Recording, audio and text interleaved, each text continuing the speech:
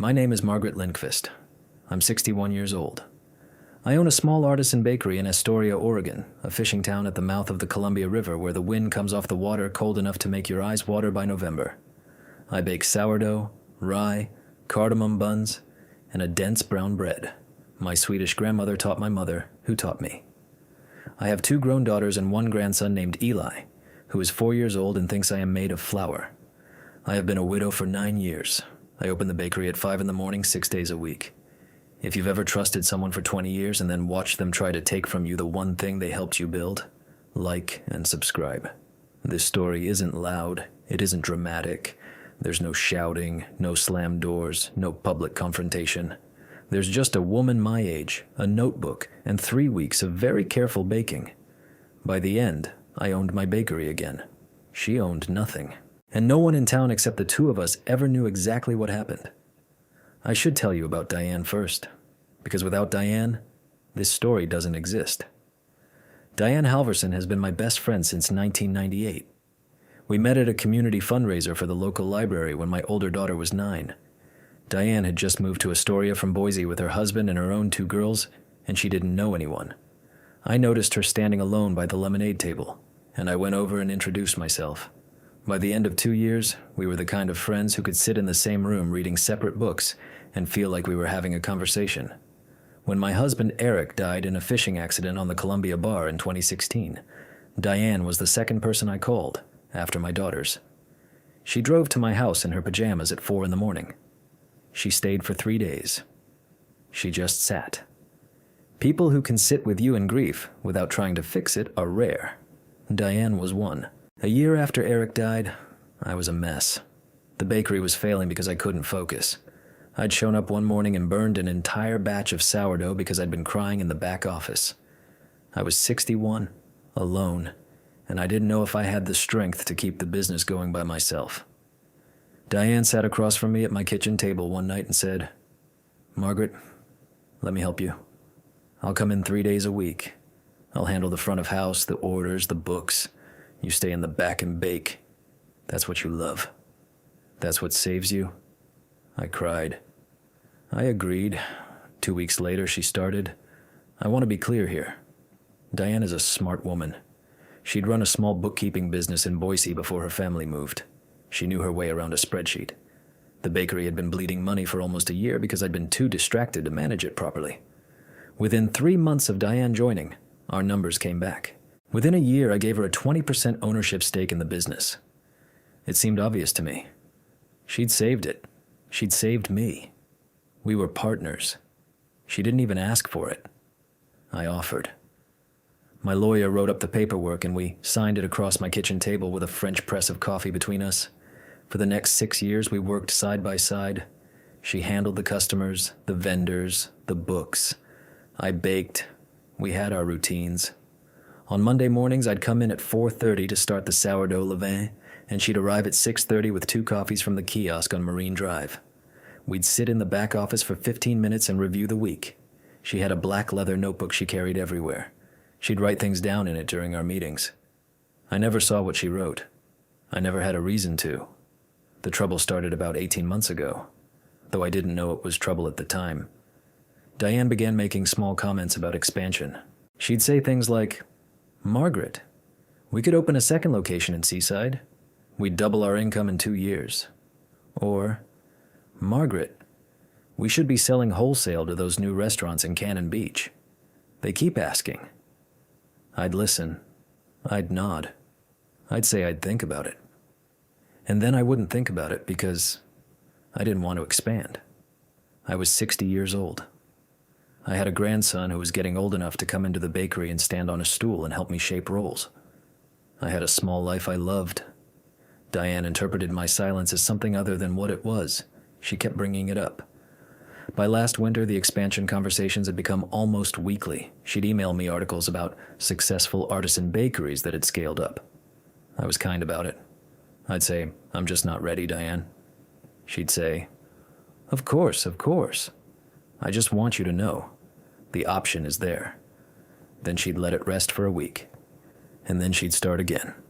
Looking back, I should have seen what she was building. But you don't see those things when the person doing it is the same person who slept on your couch during the worst 3 days of your life. You don't think to look. The thing that finally made me look was an accident. In late February, I came into the bakery on a Sunday afternoon. We were closed on Sundays.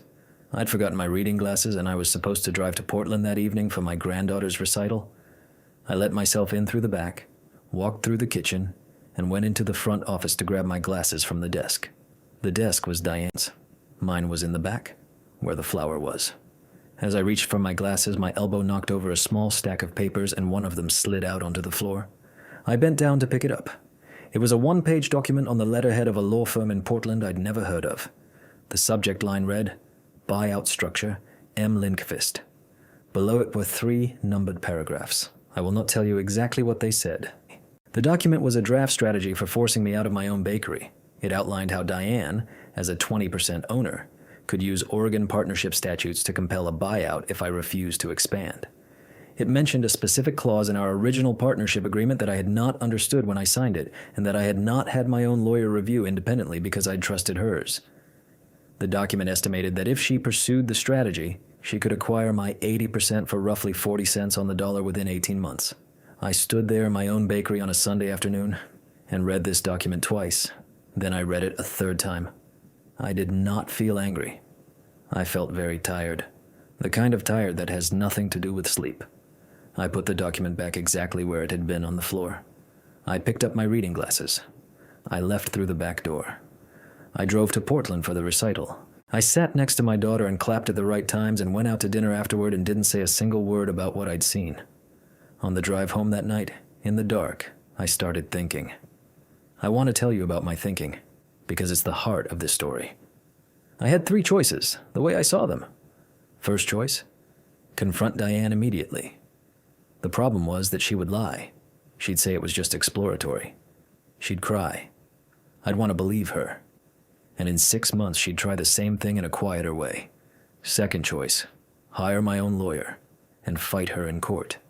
The problem was the cost, the time, and the way it would tear up the town.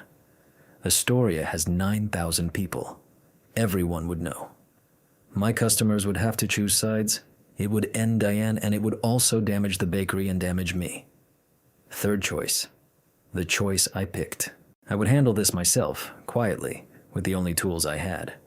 Patience, my knowledge of how the bakery actually ran, and a notebook of my own. I went back to the bakery on Monday morning at 4:30 as usual. Diane arrived at 6:30 with 2 coffees. We sat in the back office and reviewed the week. I smiled at her. I said the same things I always said. She had no idea I'd seen the document. I had decided over the weekend that she would not know until the very end. That same Monday afternoon, after Diane left at 3, I drove to a law firm in Seaside, 40 minutes away, far enough that no one in Astoria would see my car parked there. And I hired a lawyer named Anna Brooks. She was a woman about my age, calm, who had been doing small business law for 30 years. I told her everything. I gave her a copy of our original partnership agreement, which I had at home in a filing cabinet. I told her about the document I'd seen on Diane's desk. She took notes for an hour. At the end, she said, "Margaret, I need 3 weeks. Don't tell her anything. Don't change a single thing about how you behave. Can you do that?" I said yes. I had baked thousands of loaves of sourdough for thousands of customers I didn't like in particular. I could be polite to Diane for 3 more weeks. Those 3 weeks were the longest of my life. I had to sit across from her at coffee on Tuesday mornings. I had to laugh at her jokes. Once she put her hand on mine and said, "Margaret, I just want you to know how grateful I am that we built this together." I smiled and said, "I'm grateful too, Diane." Then I went home that night and sat on my back porch in the cold and watched the lights of the boats out on the river and felt nothing in particular, which was its own kind of grief. In those 3 weeks, Anna Brooks did several things. First, she carefully read the original partnership agreement Diane's lawyer had drafted 6 years earlier. She found 3 clauses I hadn't understood at the time. One of them was indeed the clause that would have allowed Diane to force a buyout under certain conditions. The other 2, however, worked in my favor in ways Diane probably hadn't noticed. Specifically, one clause stated that any material breach of fiduciary duty by either partner could trigger an immediate dissolution of the partnership, with the breaching partner forfeiting their share at original purchase price. Diane had paid $1 for her 20% stake. It had been a gift. So if I could prove a material breach, her 20% could be returned to me for $1. The question was whether her behavior actually constituted a material breach. Anna said it depended on whether I could document a pattern of her taking actions designed to harm my interest while still drawing partnership benefits. The document I had seen on her desk was suggestive, but on its own probably not enough. We needed more. So I started watching. Not dramatically, just carefully. I started staying at the bakery a little later in the afternoons, doing my paperwork in the back instead of at home. Within 10 days, I found 3 things. First, Diane had been using the bakery's account at the wholesale flour supplier to order small quantities of specialty ingredients that weren't being used in our recipes. Second, Diane had emailed 2 of our largest wholesale customers, the restaurants in Cannon Beach, to discuss future opportunities, in language that strongly implied she was preparing to take those accounts with her. I found those emails because she had CC'd the bakery's general inbox by accident on one of them, and it was still in the trash folder. Third, and most damaging, she had registered a new business with the Oregon Secretary of State 3 months earlier under the name Halverson Baking LLC. I found this by doing a public records search online, which took 15 minutes. I brought all of this to Anna Brooks at the end of the second week. Anna read everything, took her glasses off, and said, "Margaret, this is more than enough. This is a clear, documented pattern of preparing to compete with the partnership using partnership resources. The fiduciary breach is unambiguous." She started preparing documents. The third week, I just had to wait. I baked. I served customers. I had coffee with Diane on Tuesday morning, as always. On Wednesday, I had dinner at my daughter's house and held Eli on my lap while we watched a children's movie I didn't follow. And I thought about how strange it is that the worst weeks of your life can also contain ordinary good moments, like a small grandson falling asleep against your shoulder while a cartoon octopus sings on the television. On Friday of the third week, at 3 in the afternoon, just as Diane was wrapping up for the day, Anna Brooks walked into the bakery. She introduced herself to Diane very politely. She handed Diane a folder. She said, "Mrs. Halverson, this is a notice of dissolution of partnership for material breach of fiduciary duty. The grounds are listed in the documents. The breach is documented. Under Section 7 of your original partnership agreement, your 20% interest in Lindqvist Bakery, LLC, reverts to Mrs. Lindqvist at its original purchase price of $1. There is a check for $1 inside the folder. You have 30 days to sign the dissolution documents. If you do not, we will file in court. The court will rule in our favor. You will then also pay our legal costs. I am telling you these things so you can make an informed decision about whether to contest. I would suggest you do not contest." I want to describe Diane's face in that moment, but I find I can't exactly. It wasn't shock. It wasn't anger. It was a kind of slow understanding that everything she had built her plan around, my passivity, my trust, my willingness to not look closely, had been a misreading. The Margaret she had been planning around was a Margaret who hadn't been paying attention for a long time. She had been paying attention to the wrong thing for the last 3 weeks. Diane signed the documents 9 days later. She did not contest.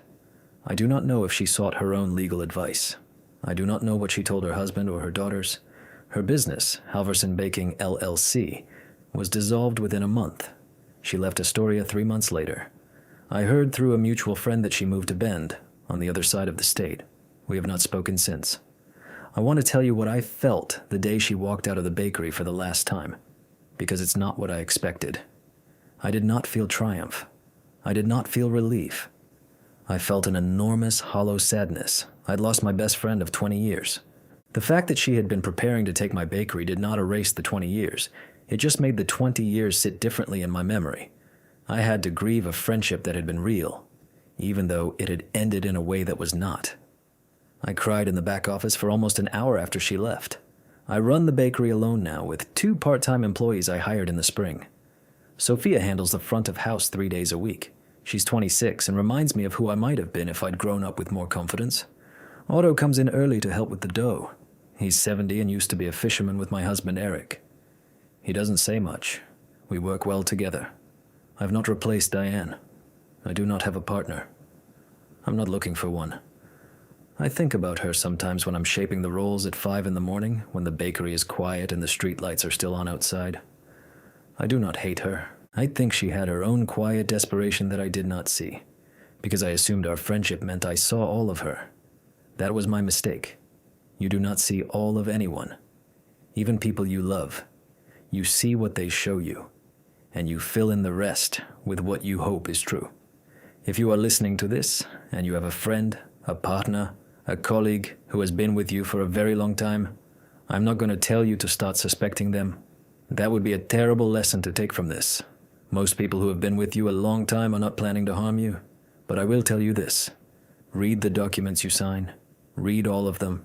Have your own lawyer, not the other person's lawyer. Check your own books, even if you have someone else who handles them. Real trust knows what the other person could do if they wanted to, and chooses to trust them anyway. That is the only kind of trust that survives 20 years. And one more thing.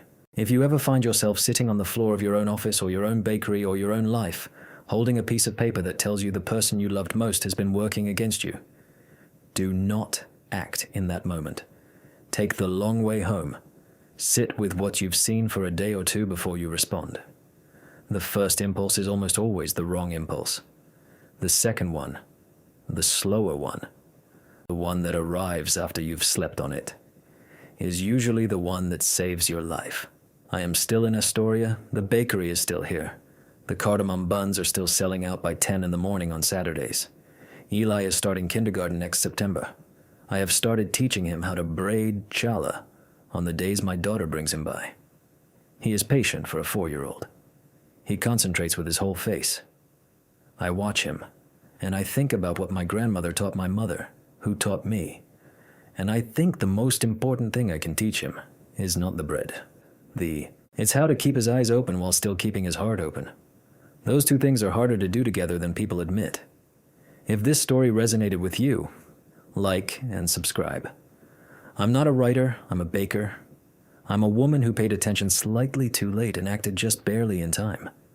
Take care of yourselves, read your own paperwork, and if there's an old friend you've been meaning to call this week, call them. They've probably been waiting longer than you realize. Until next time.